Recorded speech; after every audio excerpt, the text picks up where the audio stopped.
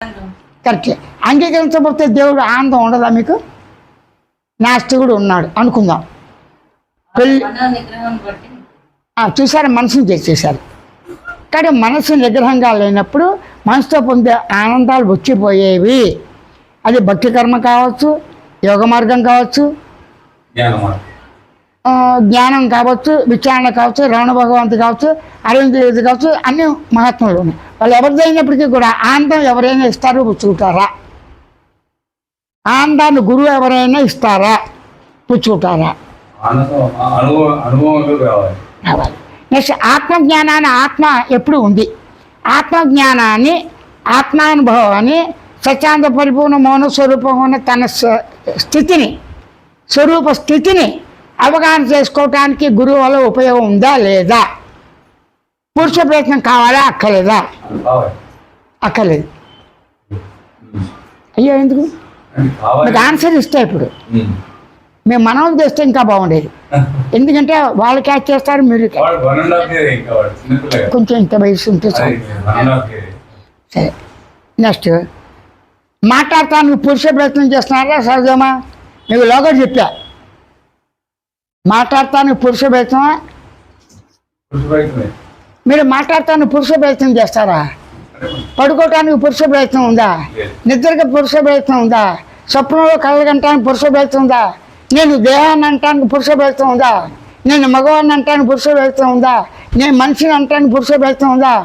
భయాందాలు అనుభవంలో ఉన్నాయి. అనుభవంలో ఉన్న భయాందాలు రమ్మంటారా, పొమ్మంటారా? మీరు కోరితే కామక్రోధ లోపం మత్సరాలు వచ్చినాయా? వాటికి అవే వచ్చినాయా?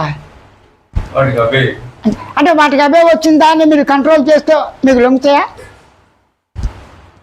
పోనీ మీరు రమ్మంటే వచ్చింది మనసుని కంట్రోల్ చేయగలరా ఎవడైనా? ఇంపాసిబుల్. శ్వాసను కంట్రోల్ చేయగలరా? ఇంపాసిబుల్. అయితే ఏం చేయాలి? అన్నిటికన్నా సహజంగా ప్రేమించేది తన శరీరాన్ని.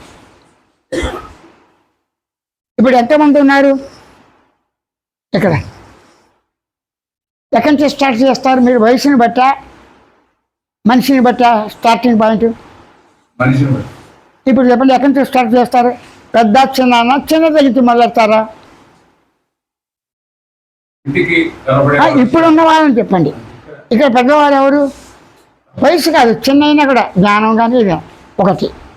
1,00,000 మంది ఉన్నారు, గురువు పరంపర ఉంటారు 1,00,000 మంది. 1 2 3 4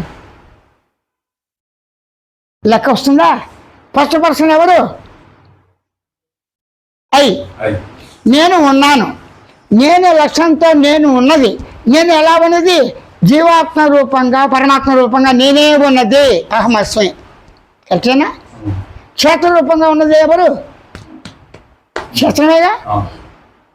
క్షేత్రజ్ఞుడు తానేగా, ప్రకృతి తానే కదా, పురుషుడు తానే కదా, యాత్రా స్థలం అదే కదా, వైద్యశాల ఈశ్వరంతోనేగా, విద్య ఈశ్వరంతో కదా, సుఖ దుఃఖాలు ఈశ్వరంతో అనుభవిస్తున్నారు కదా.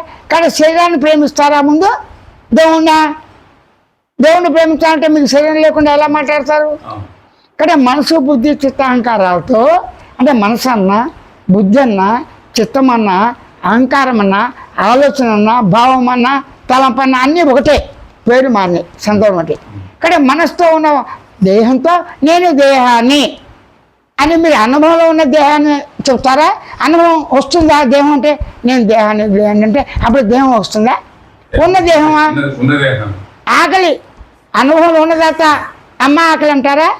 ఆకలి అనుభూతి లేకుండా ఆకలి తెచ్చుకుంటారా? నేను ఉన్నాను, ఐఆమ్ పేషెంట్, ఐఆమ్ డాక్టర్ అన్నాడు.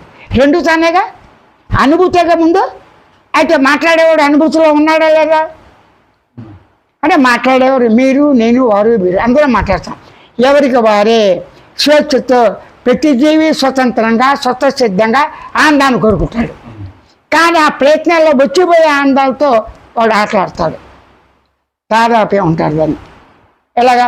ఈ దేహంతో పెళ్లి కాలేదు ఇంకో వేళకి అమ్మయ్య పెళ్ళి అయింది, పెళ్ళి అన్నీ అక్కడ కామాలే, స్థిరానందం ఉండదు. అప్పుడు ఇది కాదు, ఇదిలో ఉంది స్థిరానందం. ప్రతివాడు పుట్టిన వాళ్ళందరూ ఒకరోజు బతికారు ఎవరైనా?